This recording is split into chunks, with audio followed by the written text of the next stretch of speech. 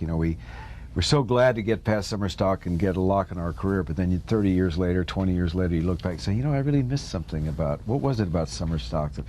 Well, it was that drive and passion and commitment and hope that overshadowed any suffering. So it was the idea to recreate that, and we had nothing else we could do. There was no place to stay because I had no real estate. There was our restaurant, which had to serve as a multi-purpose thing. There was the Ski Patrol Shack, which was a video viewing room. So one of the first projects was a thing called the Bronx Story. So you got to figure how resourceful the filmmaker John Alpert, who was a documentarian, had to be to make the Bronx out of the mountains.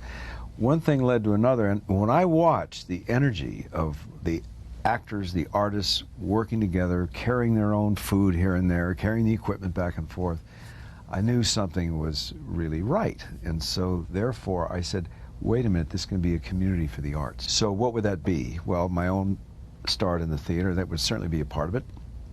Theater is always being threatened, as Glenn says, the lack of subsidies it always threatens the future, although I believe art will always find a way to survive. But the idea would be to create a theater place for people to come and work, but mostly new voices, new playwrights.